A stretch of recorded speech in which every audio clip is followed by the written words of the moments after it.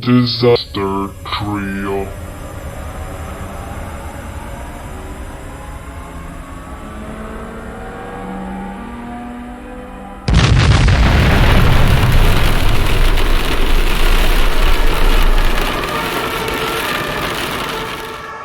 Olá, Hi. Cześć. bem-vindo a outro episódio de Disaster Trio. Eu sou o seu anfitrião, Francisco. Antes de começarmos, um aviso. No momento, trabalho no desenvolvimento de biofármacos na Universidade de São Paulo como pesquisador pós-doutor. O episódio a seguir é baseado principalmente no livro The Cutter Incident, do médico Paul Offit, e na minha própria experiência com o desenvolvimento de processos biotecnológicos. Estamos gravando este episódio em julho de 2020, durante a pandemia de coronavírus, e muitas discussões estão acontecendo online no momento sobre a indústria farmacêutica e a segurança de vacinas. Infelizmente, muitas dessas discussões são baseadas em um entendimento insuficiente sobre a produção industrial de produtos biológicos e sobre ciência médica em geral. Acreditamos que uma discussão aprofundada sobre o incidente Cutter pode ajudar você a entender melhor como o desenvolvimento de vacinas funciona e, com sorte, abandonar alguns conceitos errados ao longo do caminho.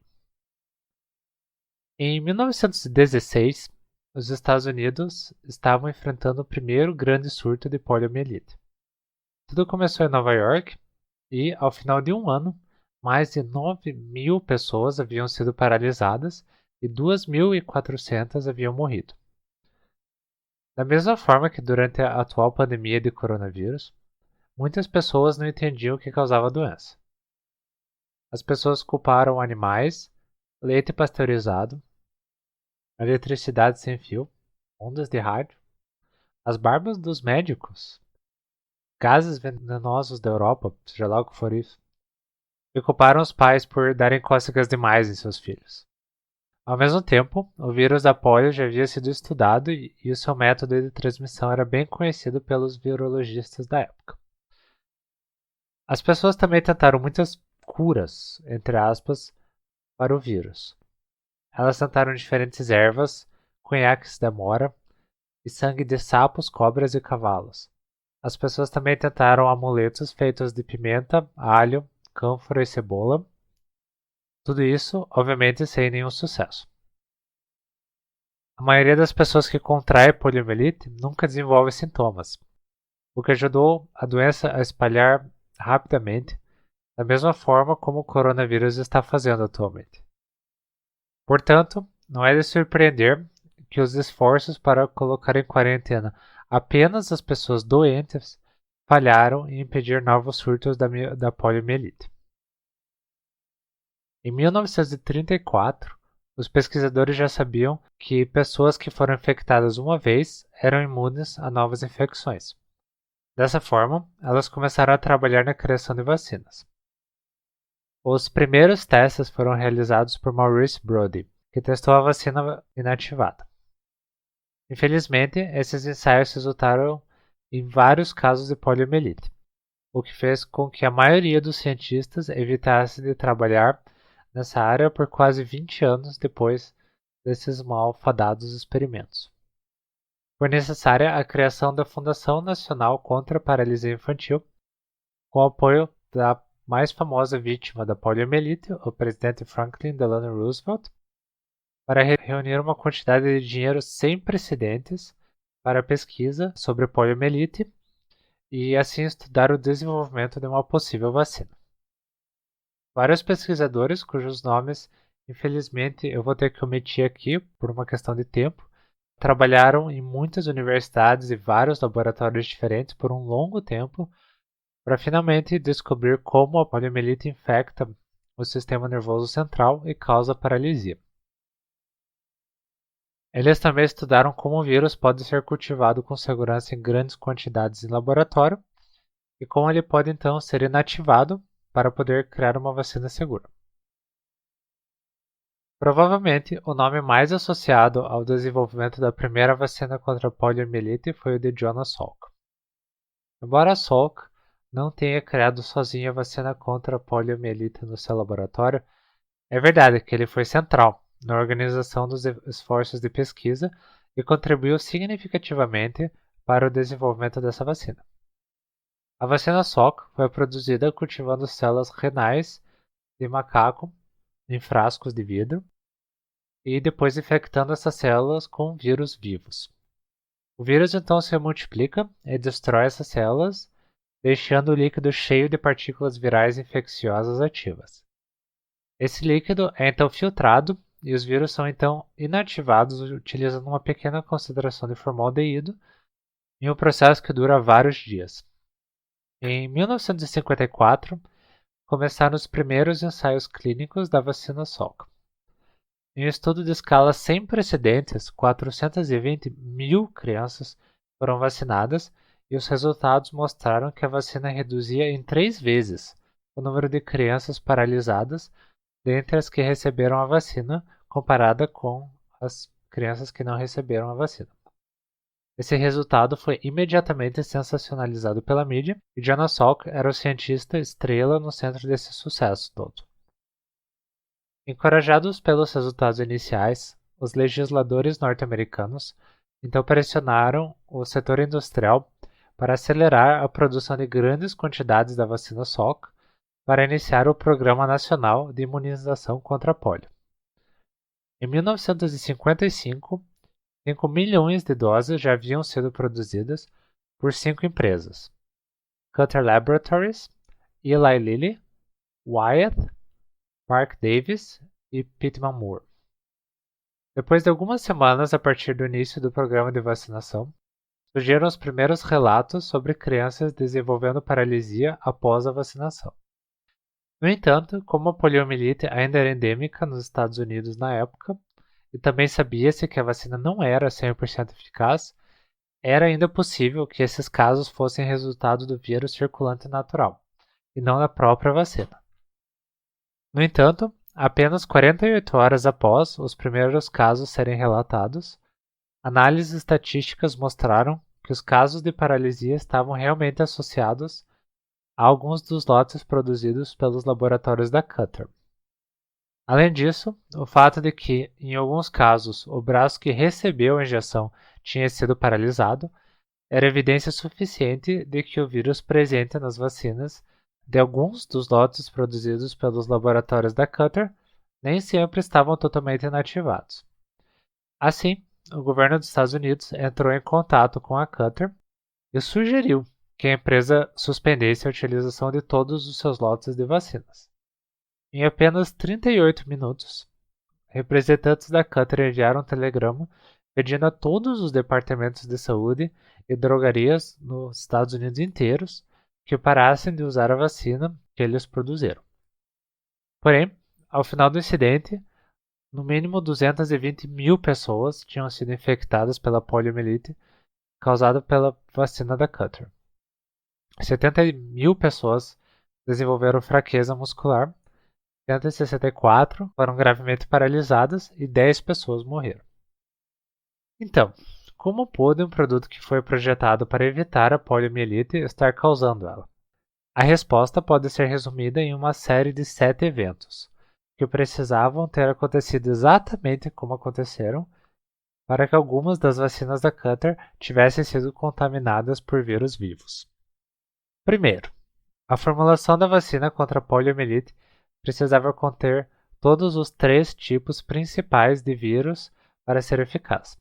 Esses tipos foram criativamente chamados de tipos 1, 2 e 3. Jonas Salk usou a cepa Marrone para representar a poliomielite tipo 1 na sua vacina. Essa cepa era particularmente virulenta e difícil de inativar, tornando o processo de inativação bastante delicado. Salk sabia disso, mas ele escolheu essa cepa mesmo assim, porque essa cepa era particularmente boa em gerar uma resposta imune forte e duradoura nos pacientes. Contanto que a inativação seja feita de forma correta, isso não causaria nenhum problema. De fato, muitas das vacinas atuais inativadas contra a poliomielite ainda são produzidas utilizando a cepa Marrone com segurança, por meio de um processo de inativação cuidadosamente projetado e controlado. As cepas usadas para representar os outros tipos de vírus da poliomielite 2 e 3 não causaram nenhuma das infecções. Segundo, para que o processo de inativação funcione, é necessário primeiro filtrar cuidadosamente a cultura de vírus. Os laboratórios da Cutter usavam filtros de vidro para isso, e acabaram não sendo muito confiáveis. Se a cultura do vírus não for perfeitamente transparente antes de ser misturada com um agente inativador, existe o risco de que as partículas do vírus se escondam dentro dos resíduos celulares e dessa forma sobrevivam ao processo de inativação. Atualmente, existem requisitos muito rigorosos para permitir que apenas os lotes de produção que atendam a requisitos precisos de clareza sejam utilizados na produção. Terceiro, o governo federal dos Estados Unidos exigia apenas 2 testes de segurança. 1. As vacinas eram injetadas em macacos vivos, de maneira intramuscular. E 2. As vacinas eram misturadas com células renais de macacos cultivadas em garrafas de vidro em laboratório, as mesmas células que eram usadas na produção. Se os macacos não forem paralisados em 30 dias e se as células que cresciam nas garrafas não morressem após 14 dias, a vacina era considerada livre de vírus ativos da poliomielite e, portanto, considerada segura para uso. Infelizmente, esses métodos acabaram não sendo o suficiente para garantir a segurança da vacina para todas as pessoas que foram vacinadas. Por exemplo, algumas pessoas estavam imunocomprometidas e pouquíssimas partículas virais ativas na vacina eram o suficiente para causar a poliomielite nessas pessoas. Posteriormente, as autoridades mudaram os testes oficiais para usar quantidades muito maiores de vacina injetada diretamente na medula espinhal de macacos imunocomprometidos. Tudo isso tornando os testes de segurança centenas de vezes mais sensíveis do que eram anteriormente. Atualmente, existem testes ainda mais confiáveis e sofisticados do que esses para testar a segurança das vacinas que a gente usa. Quarto, a Cutter Labs esperava muito tempo entre a produção das partículas virais e a filtração. Isso causava a precipitação das partículas virais dentro das garrafas, o que depois dificultava ainda mais o processo de filtração. Atualmente, existem requisitos precisos sobre quanto tempo uma empresa pode esperar entre as diferentes etapas de produção, a fim de garantir que seus processos sejam confiáveis. Quinto, os laboratórios da Cutter não seguiram as recomendações de Jonas Salk para fazer um modelo matemático preciso do processo de inativação. Esse ponto é um pouco complicado de explicar, mas é a principal razão pela qual a tragédia aconteceu. Portanto, vale a pena investir um pouco para entendê-lo. Basicamente, o processo de inativação é muito difícil de prever. Portanto, Jonas Salk recomendou que as empresas colhessem amostras frequentemente ao longo do processo de inativação e forem testando a concentração de partículas virais ativas no meio para saber como está progredindo o processo de inativação. Como eu disse antes, pequenas diferenças no processo utilizados por diferentes empresas, como o tipo de filtro usado no processo de filtração ou o tempo de espera entre o cultivo de vírus e a filtragem, são mais do que suficiente para alterar dramaticamente o tempo necessário para que o processo de inativação tenha efeito. Sabendo disso, Jonas Salk sugeriu que as empresas seguissem a concentração de partículas virais ativas com muito cuidado durante o processo de inativação, a fim de saber exatamente quanto tempo levava para que a concentração de vírus ativo caia, em média, para abaixo de uma partícula de vírus ativa por dose da vacina. Esse tempo era então multiplicado por 3, para garantir que realmente não haveria nenhum vírus vivo na vacina. O problema era que, em muitos casos, na prática, multiplicar esse tempo por 3 não foi o suficiente para matar completamente o vírus, especialmente se o vírus pudesse se esconder dentro dos restos das células renais de macaco que vinham do cultivo celular, como acontecia no processo de produção da Cutter. Nesse ponto, talvez você deve estar se perguntando por que Jonas Salk simplesmente não aumentou a margem de segurança para muito mais do que 3 vezes e sugeriu uma concentração muito maior do agente inativador do processo. O problema é que se a inativação for muito extrema, a vacina não causa imunidade. Portanto, o processo de inativação tinha que ser projetado com muito cuidado para garantir que as partículas virais fossem inativadas, ou seja, não causassem a doença, mas não destruídas a tal ponto que a vacina se tornasse inútil. E a solução proposta por Jonas Salk foi realizar uma engenharia muito precisa do processo de inativação, o que os laboratórios da Cutter infelizmente não fizeram. As outras empresas que estavam fazendo a vacina ao mesmo tempo que a Cutter seguiram as recomendações de Jonas Salk e mediram com muito cuidado a redução da concentração de partículas virais infecciosas durante o processo de inativação. Como a Cutter não possuía um bom modelo matemático do processo, a empresa obtinha resultados inconsistentes da inativação entre os diferentes lotes de produção. De fato, dos 27 primeiros lotes de produção da Cutter, 9 tiveram que ser descartados porque foram reprovados nos testes de segurança utilizando macacos que eu descrevi anteriormente. No entanto, as empresas não eram obrigadas a informar o governo americano sobre quantas vezes seus processos falhavam em inativar completamente o vírus. Portanto, do ponto de vista do governo dos Estados Unidos, a produção nos laboratórios da Cutter estava ótima, o que é a sexta razão pela qual essa tragédia aconteceu. Isso é chamado de viés de seleção, que é o que acontece quando não são relatados resultados ruins, criando uma margem distorcida de quão bem o processo está funcionando. Por exemplo, se você jogar uma moeda várias vezes, mas apenas contar para o seu amigo sobre as vezes em que a moeda deu coroa, seu amigo iria acreditar que a sua moeda tem coroa nos dois lados, certo? Isso é mais ou menos o que o governo dos Estados Unidos fez quando não exigiu que as empresas divulgassem 100% os resultados de seus lotes de produção. De fato, todas as empresas que estavam produzindo a vacina contra a poliomielite na mesma época que a Cutter estavam tendo uma certa porcentagem de lotes com falha, e o governo dos Estados Unidos estava completamente alheio a esse fato porque esses lotes estavam sendo descartados. A Park Davis, por exemplo, fez 234 lotes no total, dos quais 21% não estavam completamente livres de partículas virais ativas. A Eli Lilly produziu 85 lotes, dos quais 8% continham vírus vivos. A Wyeth produziu 267 lotes no total, 5% contendo partículas virais ativas. E a Pittman Moore fez 126 lotes, 2% dos quais continham vírus vivos.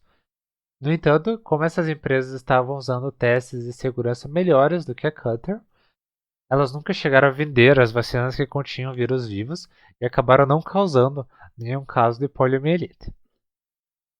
Se os funcionários do governo norte-americano soubessem que as empresas estavam tendo resultados tão inconsistentes na inativação dos vírus, elas provavelmente teriam interrompido a produção para descobrir o que estava acontecendo e provavelmente teriam exigido testes de segurança mais rigorosos e estudos científicos mais aprofundados para entender por que o processo de produção e por que o processo de inativação dava errado com tanta frequência.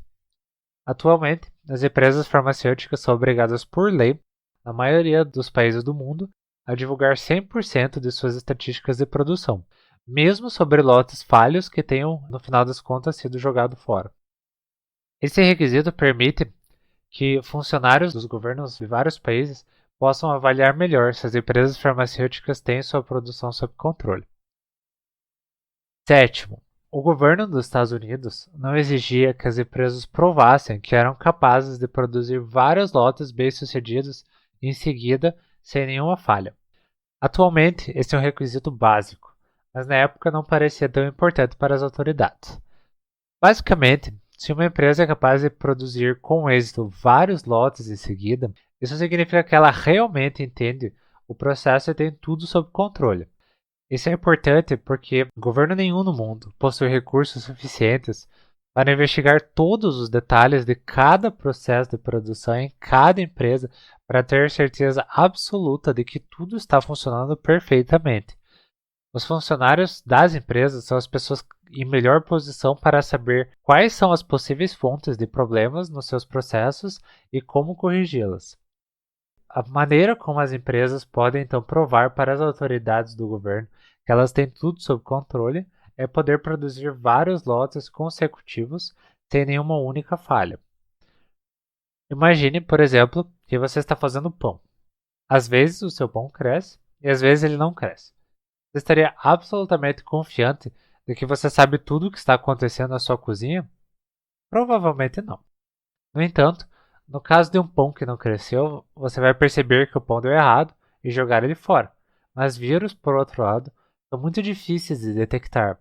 Portanto, você só pode estar absolutamente confiante de ter tudo sob controle se o seu processo de produção nunca falhar.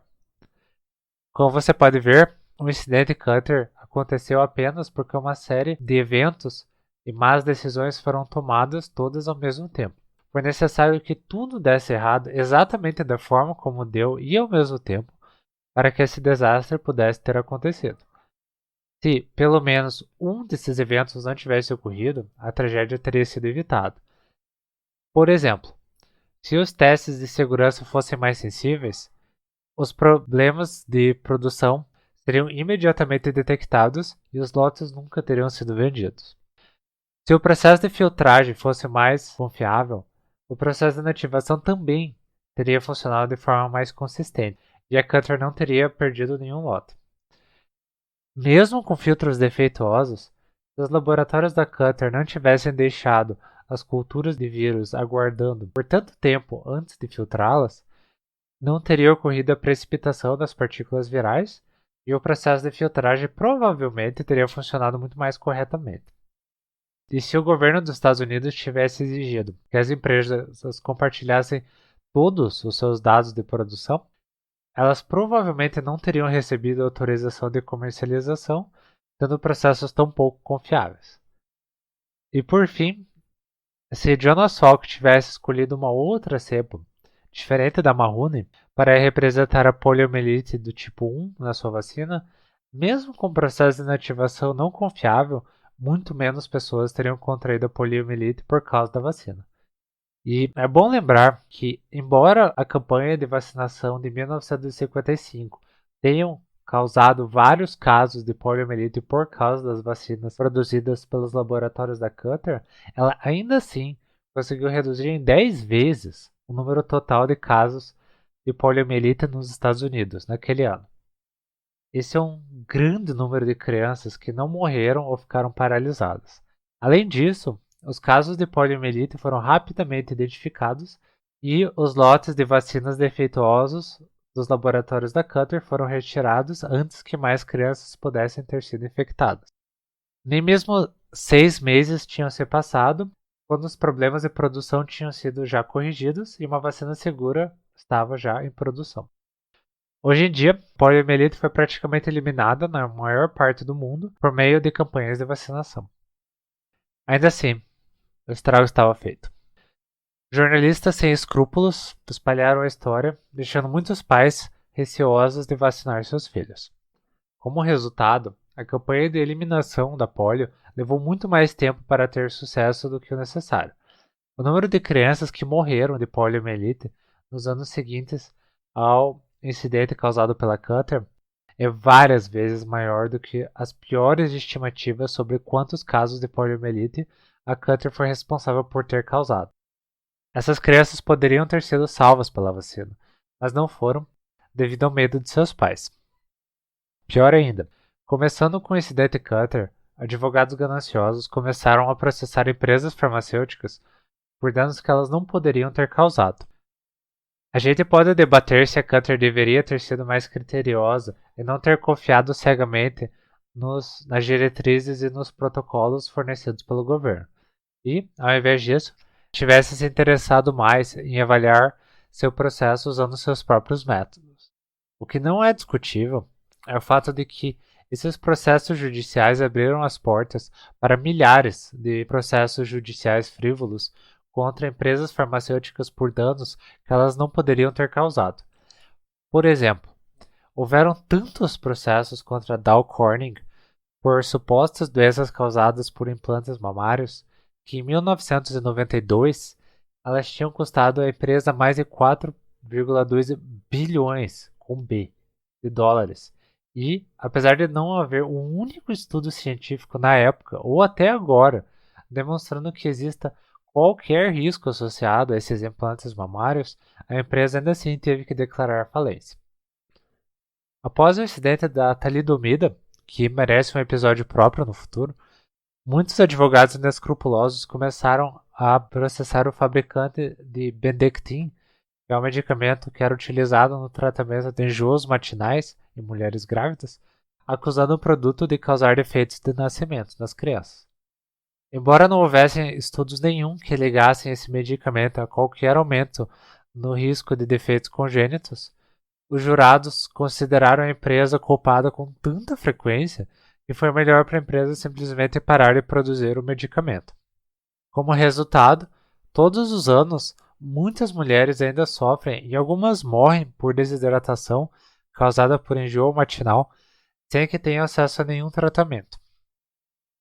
Atualmente, as empresas farmacêuticas não estão dispostas a investir dinheiro em pesquisa para evitar abortos e enjoo matinal em mulheres grávidas, porque certamente seriam processados por qualquer defeito de nascimento que acontecesse, mesmo que não houvesse qualquer evidência científica de que os medicamentos foram responsáveis. Naturalmente, cerca de 2% de todas as gestações espontaneamente resultam em defeitos congênitos, sem que nenhum motivo possa ser identificado. É um número tão grande de nascimentos que, mesmo que apenas uma pequena fração dessas mães decidisse processar as empresas farmacêuticas, com certeza seria mais do que o suficiente para levar todas essas empresas à falência. Como resultado, todos os produtos farmacêuticos atualmente vêm com uma etiqueta de advertência para que não sejam utilizados por mulheres grávidas, independentemente da completa ausência de evidência de qualquer risco no uso desses medicamentos. Isso essencialmente deixa as futuras mães na era pré-científica. Algumas pessoas também lucraram muito com a ignorância científica do sistema jurídico, alegando que absolutamente qualquer coisa, incluindo cintos de segurança e trabalho pesado, causa câncer. Ainda assim, eu diria que o pior resultado do incidente Cutter foi, de longe, a perda de confiança nas vacinas e na indústria farmacêutica como um todo, que custou a vida de muito mais gente do que a poliomielite. Hoje em dia, estamos testemunhando um aumento preocupante no número de casos de doenças facilmente preveníveis, como sarampo e coqueluche, que poderiam ser facilmente evitadas usando vacinas baratas, seguras e eficazes que foram inventadas há quase um século. As vacinas são baratas e muito eficazes, porque requerem apenas algumas doses para resultar em uma proteção ao longo de toda a vida contra doenças absolutamente horríveis. Isso é um problema para a sociedade, porque significa que as empresas farmacêuticas que fabricam vacinas ganham relativamente pouco dinheiro com vacinas. E, devido aos riscos de responsabilidade legal, as vacinas podem custar muito mais dinheiro em ações judiciais sem nenhuma base científica do que os pequenos lucros que essas vacinas geram para as empresas. Claro que, obviamente, você não precisa aqui se preocupar com a saúde financeira da indústria farmacêutica. De fato, o setor farmacêutico nunca foi tão lucrativo quanto ele é agora. Só que, ao invés de fazer vacinas, as empresas estão investindo em medicamentos para baixar o colesterol, tratar diabetes, impotência, queda de cabelo e todo tipo de doença crônica. Não porque esses tipos de produtos resultem em menos ações judiciais, mas esses tratamentos em geral são bem caros, pois podem ter que durar vários anos, o que significa que eles geram receita o suficiente para cobrir possíveis ações judiciais sem base científica mais tarde. Não, as principais vítimas desse tipo de ação judicial sem base científica somos nós, a sociedade, que ficamos com opções de tratamento caros e ineficientes, ao invés de tratamentos que são baratos e efetivos, como vacinas. O número de casos de doenças preveníveis por vacinas está aumentando em muitos países, especialmente nos países desenvolvidos, não apenas devido à desinformação e ao analfabetismo científico geral da população, mas também porque as grandes empresas farmacêuticas não estão mais fabricando vacinas. Por exemplo, nos Estados Unidos tem havido escassez severa de vacinas contra difteria, tétano, coqueluche, sarampo, cachumba, rubéola, pneumococo, gripe e varicela, só para dar alguns exemplos. E diferentes países lidam com essa situação de maneiras diferentes. O Brasil, por exemplo, produz vários tipos de vacinas em laboratórios estatais, como o Butantan e a Biomanguinhos, que são fornecidos para a população de forma gratuita. Nos países mais ricos, os governos começaram a limitar a responsabilidade legal das empresas produtoras de vacinas devido ao papel crítico que essas vacinas têm na saúde pública. E a Índia e a China agora fornecem várias vacinas para grande parte do mundo em desenvolvimento. Pessoalmente, eu não sei como mudar essa situação. Por um lado, as empresas farmacêuticas realmente devem ser responsabilizadas por fornecer produtos seguros e eficazes para a população. Por outro lado, elas deve haver um limite para a facilidade que as pessoas podem processar essas empresas farmacêuticas para que elas possam continuar produzindo vacinas a preços acessíveis. Talvez os governos devam intervir e produzir vacinas diretamente, como ocorre no Brasil. Claro que a solução provavelmente vai ser diferente de país para país. O que está claro é que o incidente Cutter teve enormes consequências na percepção pública sobre vacinas, saúde pública e supervisão governamental em geral. Como resultado desse incidente, a regulamentação farmacêutica evoluiu significativamente e é agora extremamente rígida para garantir que os produtos farmacêuticos sejam sempre seguros e eficazes. Também é importante lembrar que as pessoas envolvidas nessa tragédia eram pessoas como você e eu. Jonas Salk sentiu-se diretamente responsável por não ter pressionado as empresas farmacêuticas o suficiente para criar um modelo matemático mais preciso de seus processos de inativação de vírus. Os políticos, como sempre, culparam uns aos outros e culparam a Fundação Nacional por acelerar a produção e culparam também o Laboratório de Controle Biológico dos Estados Unidos, que autorizou os laboratórios da Cutter a vender a sua vacina. De fato, todos os funcionários do Laboratório de Controle Biológico envolvidos no programa de vacinação contra a poliomielite foram demitidos, muitos dos quais não tiveram nada a ver com a tragédia. Durante as décadas seguintes ao incidente, os laboratórios da Cutter pagaram milhões de dólares em ações judiciais e os funcionários da Cutter foram exaustivamente investigados pela FBI por potencial traição. Embora praticamente todos os funcionários tenham se inoculado, assim como cada um de seus parentes mais próximos, com a vacina da Cutter antes que ela tivesse sido vendida. Eles realmente acreditavam no que eles estavam fazendo. O que eu espero é deixar você com a mensagem de que a ciência é um empreendimento humano. Erros são cometidos, mas os cientistas têm as melhores intenções e trabalham muito duro para garantir que tudo corra bem. Especialmente agora, durante esses tempos difíceis, precisamos da ciência mais do que nunca. É fácil difamar essas empresas e as agências governamentais sem rosto e imaginar que elas são completamente desprovidas de qualquer vestígio de humanidade. Mas elas são compostas por gente como você e eu, apenas tentando fazer o melhor que podem com o conhecimento disponível. Eu estou gravando esse episódio na minha casa, esperando que os cientistas finalmente criem uma vacina contra a Covid-19 para que eu possa finalmente sair de casa. A ciência e a regulamentação farmacêutica evoluíram muito desde a década de 50, e os cientistas estão muito melhor preparados agora para criar uma vacina eficaz rapidamente. Resta ver se esses esforços serão bem-sucedidos contra a Covid-19.